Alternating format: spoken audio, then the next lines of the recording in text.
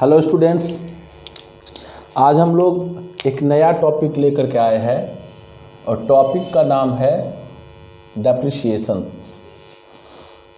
देखिए, ये बार बार आपको आएगा अकाउंट्स में और हम लोग आज इसको पूरे अच्छे तरीके से क्लियर कर लेते हैं।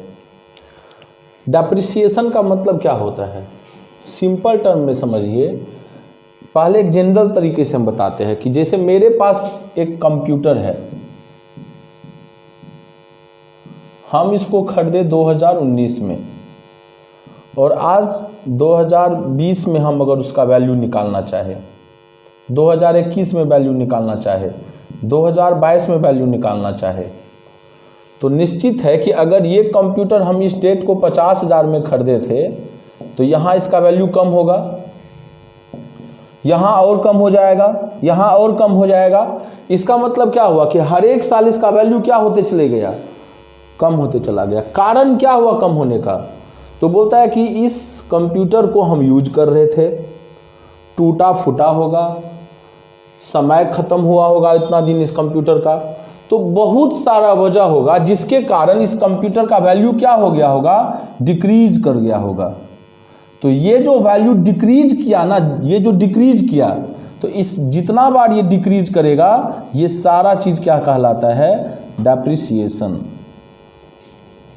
तो हम लोग इसको इस तरीके समझते हैं, decline in the value of depreciable assets. बोलता है कि जब किसी भी डेप्रिसिएबल एसेट्स का वैल्यू डिक्लाइन मतलब क्या हो गया, डिक्रीज हो जाए। जब किसी भी डेप्रिसिएबल एसेट्स का वैल्यू डिक्रीज कर जाए फ्रॉम एनी कॉजेज, कोई भी वजह से अगर डिक्रीज करता है तो हम उसको डेप्रिसिएशन बोलते हैं।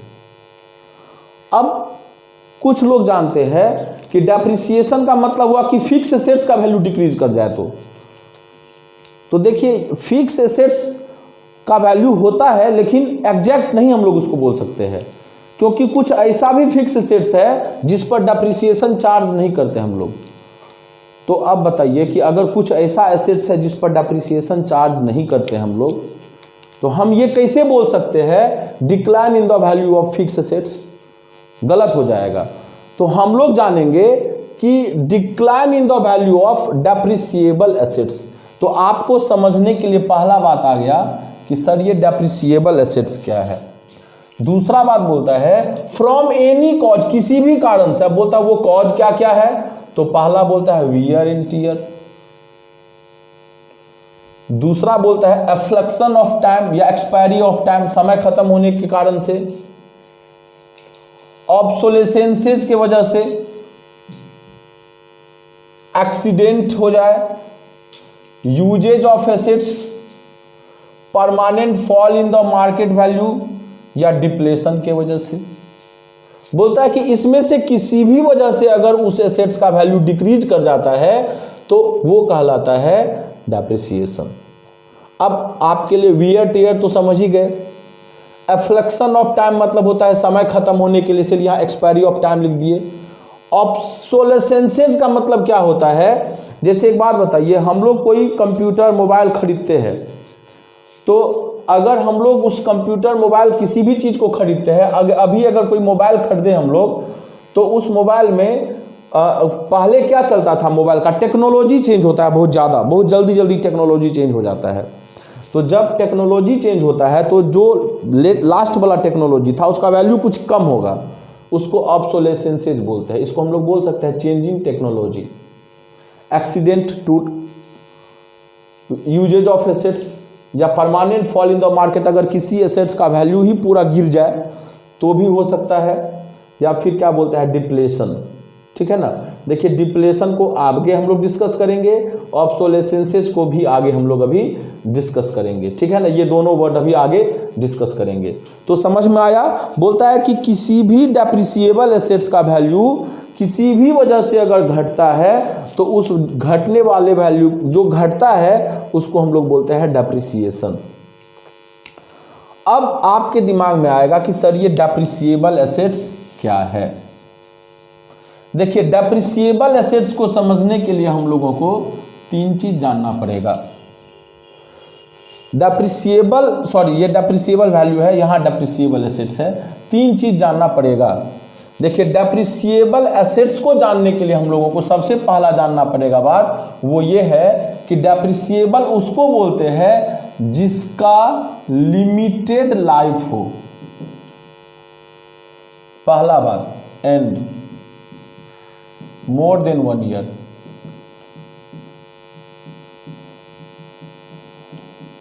लेकिन बोलता है कि 1 साल से ज्यादा हो। पहला बोलता है कि डेप्रिसिएबल एसेट्स मतलब ऐसा एसेट्स जिसका लाइफ लिमिटेड हो लेकिन 1 साल से ज्यादा हो। और तीसरा बात क्या बोलता है कि अगर उस एसेट्स को हेल्ड फॉर यूज इन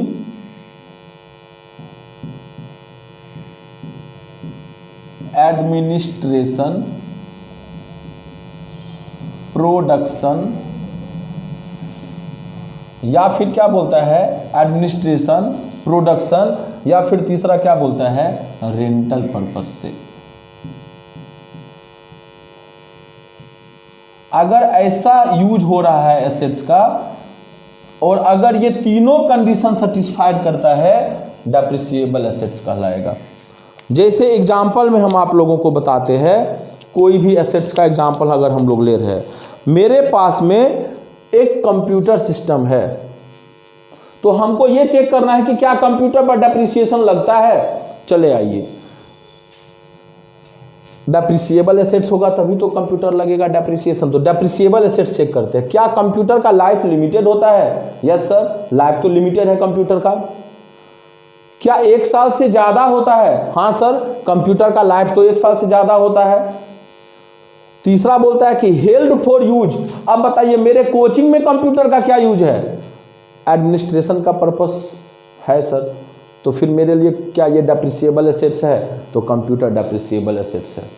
अब दूसरा एग्जांपल बताते हैं, एक फैक्ट्री है उसमें एक मशीन लगा हुआ है, बताइए वो मशीन डेप्रिसिएबल एसेट्स है। चेक कीजिए, लिमिटेड लाइफ है, यस सर, 1 साल से ज़्यादा भी उसका लाइफ है, और बोलता है कि held for use in administration, production, production हो रहा है, इसका मतलब ये क्या हो गया मेरे लिए टेंजिबल, ये डेप्रिसिएबल एसेट्स है। फिर अगला एग्जांपल में हम लोग आते हैं कि सर मेरे पास मेरे बिजनेस में एक जमीन है, लैंड है। लैंड में आते हैं, पहला क्या डेप्रिसिएबल एसेट्स है, बोलता है कि क्या लैंड का लिमिटेड लाइफ होता है। नहीं सर, ये तो पहला ही बात गलत हो गया। हम क्या बोले, कोई एक बात तीनों में से, तो पहला ही कोई एक बात नहीं, तीनों बात अगर सेटिस्फाइड करेगा तो डेप्रिसिएबल एसेट्स होगा। यहां पर पहला ही बात सेटिस्फाइड नहीं किया, इसका मतलब लैंड मेरा डेप्रिसिएबल एसेट्स नहीं है और लैंड पर डेप्रिसिएशन चार्ज नहीं होता है। बहुत सारे लोग बताते हैं कि लैंड पर इसलिए डेप्रिसिएशन चार्ज नहीं होता है क्योंकि लैंड का वैल्यू तो बढ़ते जाता है। जी नहीं, रीजन ये नहीं है। आपके अकाउंटिंग टर्म में लैंड को हम लोग डेप्रिसिएशन इसलिए चार्ज नहीं करते हैं क्योंकि लैंड का लाइफ लिमिटेड है।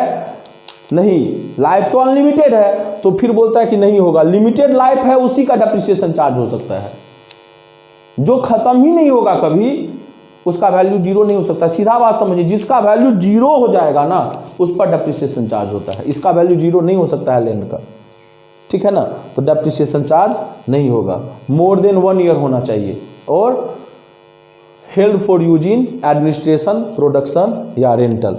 अब एक एग्जाम्पल आप लोगों को दे रहा है, ये बहुत ही अच्छा एग्जाम्पल है। मेरा 3 जगह मकान बना हुआ है,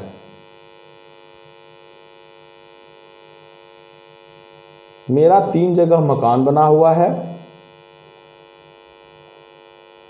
पहला मकान है पटना में, दूसरा मकान बना हुआ है दिल्ली में, तीसरा मकान बना हुआ है मेरा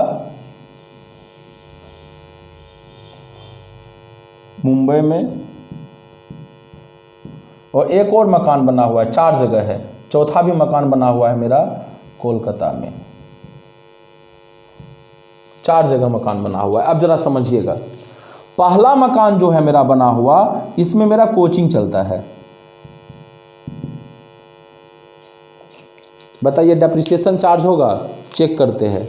लिमिटेड लाइफ है, yes sir. More than 1 year है, yes sir. Held for use क्या हो रहा है, एडमिनिस्ट्रेशन, सर इस पर डेप्रिसिएशन चार्ज होगा, यानी ये डेप्रिसिएबल एसेट्स हो गया।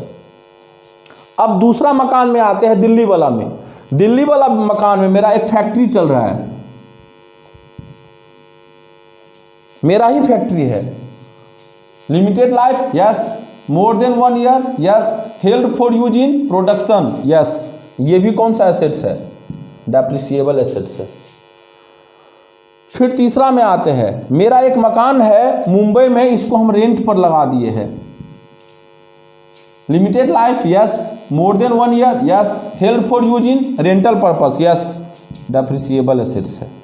ये मेरा जो है ये वैकेंट है, खाली है, पूरा खाली है मकान, कुछ भी नहीं लगा हुआ है। Limited life, yes. More than 1 year, yes. Held for use, administration no, production no, rental no. तो ये दो कंडीशन तो सेटिस्फाइड किया, लेकिन ये हो गया नो। अगर ये नो हो गया तो हम क्या बोले, तीनों कंडीशन सेटिस्फाइड करेगा तो डेप्रिसिएबल होगा। यानी कोलकाता वाला जो मेरा मकान है वो डेप्रिसिएबल एसेट्स नहीं है और इस पर कोई डेप्रिसिएशन चार्ज नहीं होता है। इसका मतलब याद रखिएगा कि उस एसेट्स पर डेप्रिसिएशन चार्ज नहीं होता है जिसका हमको कोई यूज नहीं हो रहा है, ऐसे ही रखा हुआ है, ना उसका कोई यूज हो रहा है, तो इस कंडीशन में उस एसेट्स पर डेप्रिसिएशन चार्ज नहीं करते हैं। तो डेप्रिसिएबल एसेट्स का मतलब आपको समझ में आ गया होगा। ये फिक्स एसेट्स है लेकिन डेप्रिसिएबल एसेट्स नहीं है, ठीक है। अब आते हैं डेप्रिसिएबल वैल्यू क्या होता है। जैसे एक बात बताइए, हम ये कंप्यूटर खरीदे 50,000 में, तो पहला बात समझिए कि कोई भी एसेट्स खरीदते हैं तो उसका एक लिमिटेड लाइफ होता है। बताइए एक कंप्यूटर का क्या लाइफ होना चाहिए, 5 साल, 10 साल। तो अभी यदि आप लोगों में से ही पूछेंगे तो आप लोग उस लाइफ को अलग अलग बताइएगा हमको। जैसे कोई बोलिएगा 10 साल, कोई बोलिएगा 20 साल, कोई बोलिएगा 5 साल। देखिए अलग अलग आप ही लोग अलग अलग बताइएगा कि ये सब्जेक्टिव मैटर है। तो बोलता है कि एक वर्ड होता है यूजफुल लाइफ या एस्टिमेटेड लाइफ। देखिए यूजफुल लाइफ का मतलब हुआ कि इस कंप्यूटर को कितना दिन अच्छे तरीके से यूज कर सकता है, जिसके बाद ये कंप्यूटर खराब हो जाएगा, काम का नहीं रहेगा। हमको अगर पूछेगा तो हम बोलेंगे 10 साल। आप ही लोगों में से इसका कोई अलग अलग ईयर लगाइएगा। तो बताइए कि क्या ये ऑब्जेक्टिव है कि सब्जेक्टिव है।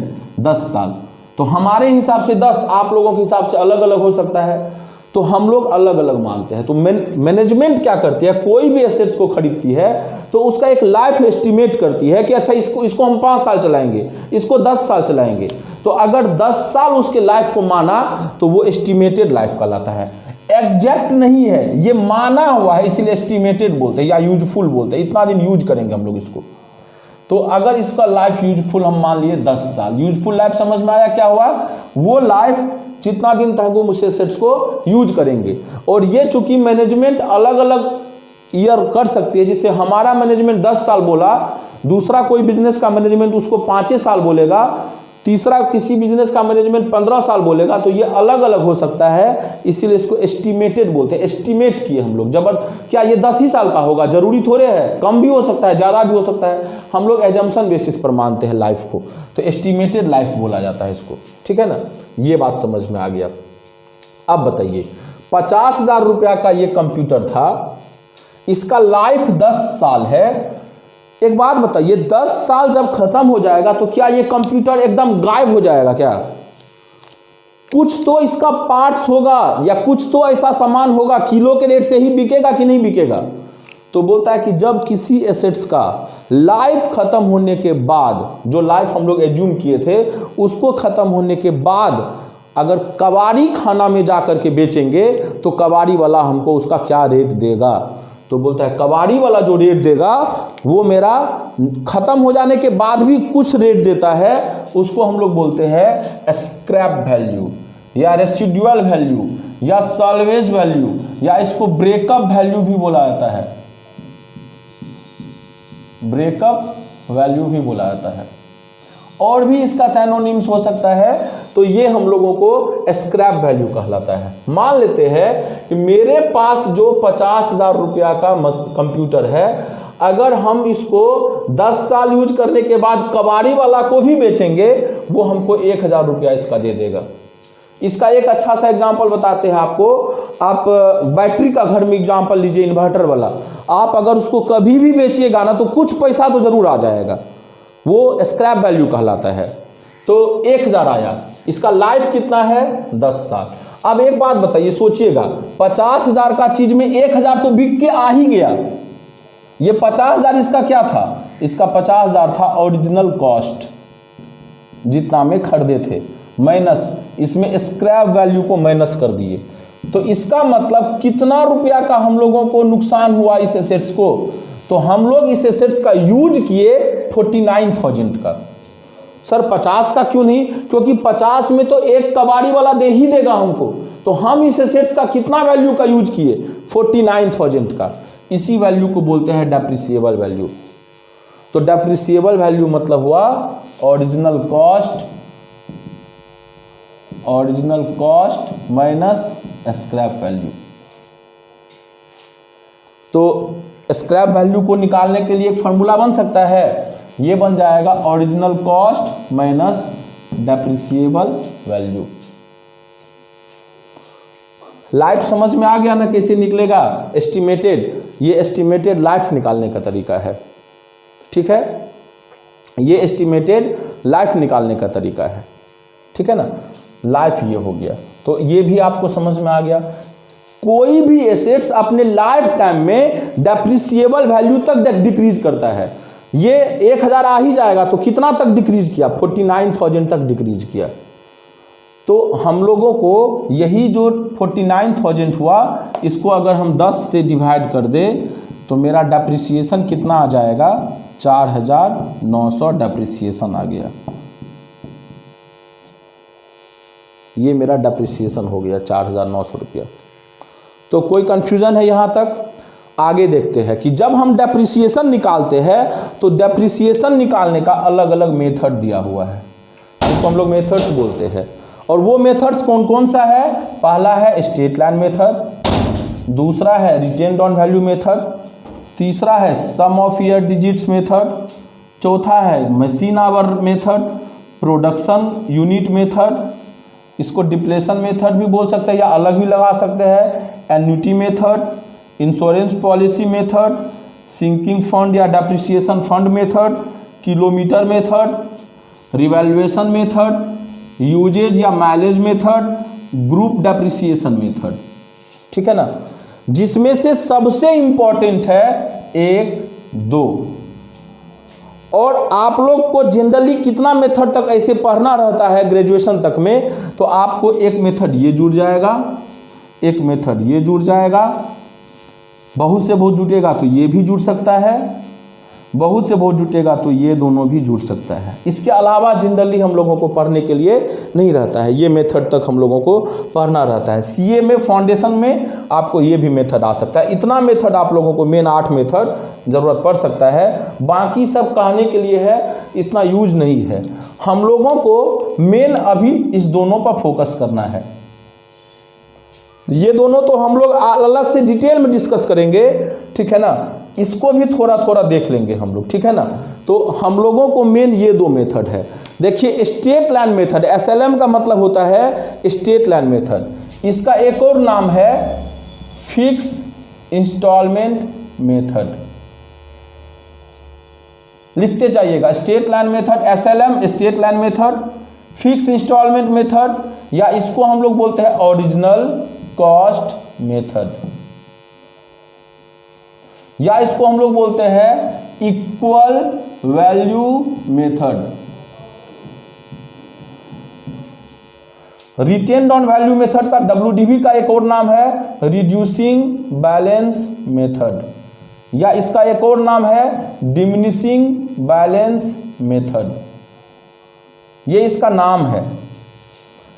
तो ये दोनों मेथड में हम लोगों को डिस्कस करना है, इसके बारे में थोड़ा सा जानकारी ले लेंगे हम लोग, ठीक है ना? हल्का हल्का मेन ये 2 मेथड हम लोगों को पढ़ना है। एक होता है चेंज इन डेप्रिसिएशन मेथड भी, देखिए बहुत सारा मेथड हो सकता है, लेकिन जनरली इतना ही हम लोग अभी डिस्कस करेंगे। तो ये सब समझ में आ गया क्या होता है इसमें कोई कंफ्यूजन है, इसमें हमारे हिसाब से कोई कंफ्यूजन आप लोगों को नहीं होना चाहिए, ठीक है ना। आगे हम लोग देखते हैं कि हम लोगों को आगे क्या है। देखिए आगे जो आप लोगों को है डेप्रिसिएशन में, वो ये है कि हम लोगों को डेप्रिसिएशन को अलग अलग नाम से भी जान सकते हैं हम लोग। पहला है डेप्रिसिएशन, दूसरा है एमोर्टाइजेशन, तीसरा है ऑब्सोलेसेंस,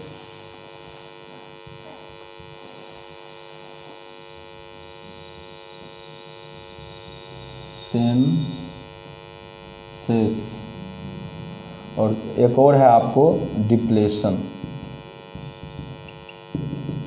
देखिए डेप्रिसिएशन का ये अलग अलग नाम है, अलग अलग जगह पर टर्म यूज करते हैं हम लोग।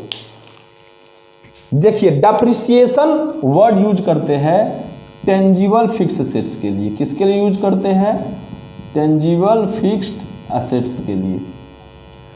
एमोर्टाइजेशन वर्ड जो यूज करते हैं वो इंटेंजिबल फिक्स्ड एसेट्स के लिए, इंटेंजिबल फिक्स्ड एसेट्स के लिए। ऑब्सोलेसेंसेज वर्ड जो यूज करते हैं वो करते हैं चेंज इन टेक्नोलॉजी के लिए। और डिप्लेशन वर्ड जो यूज करते हैं वो वेस्टिंग एसेट्स के लिए यूज करते हैं। अब आपको ऐसा कोई चीज़ नहीं है जो नहीं पढ़ाया हुआ है। टेंजिबल में आता है बिल्डिंग, मशीन, प्लांट, फर्नीचर, जिसको देख सकते हैं, छू सकते हैं, जिसका फिजिकल एग्जिस्टेंस हो। इंटेंजिबल में ना देख सकते हैं, ना टच कर सकते हैं, ना फिजिकल एग्जिस्टेंस हो, गुडविल, पेटेंट, कॉपीराइट, ट्रेडमार्क, ये सब।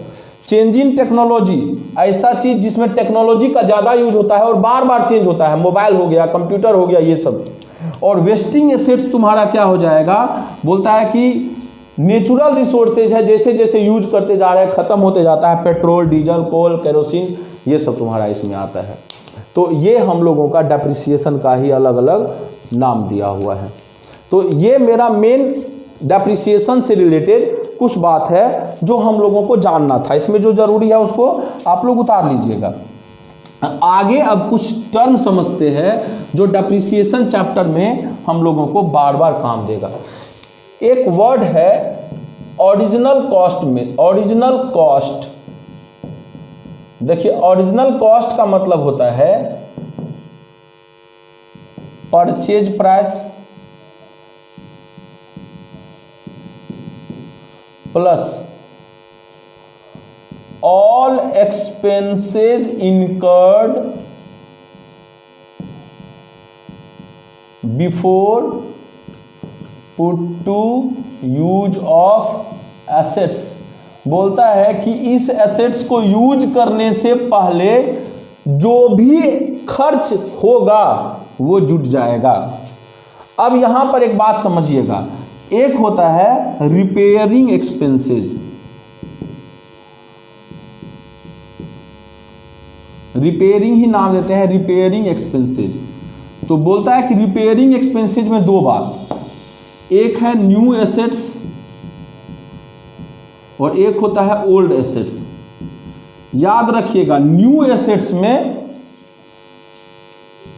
में नहीं जोड़ते हैं,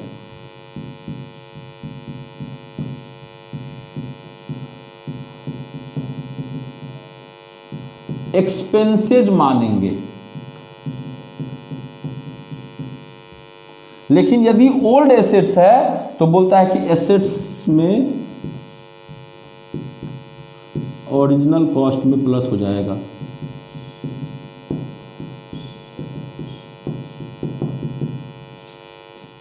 और ये पढ़ाए भी है आप लोगों को, कब? जब जर्नल एंट्री पढ़े थे आप लोग, तब भी बताए थे या पढ़े होंगे आप लोग कि ओरिजिनल कॉस्ट में यदि कोई भी खर्च करते हैं एसेट्स को यूज करने से पहले एसेट्स में जोड़ देते हैं। जैसे मजदूरी लगा, इंस्टॉलेशन का खर्चा हुआ, सब मजदूरी में जोड़ देते हैं। कोई ज़मीन रजिस्ट्री कराते हैं तो रजिस्ट्री का चार्ज हुआ, उसका ब्रोकरेज चार्ज हुआ, जो भी तरह खर्चा होता है हम लोग ज़मीन के कॉस्ट में ही जोड़ करके बोलते हैं ज़मीन टोटल कॉस्ट इतना पड़ा।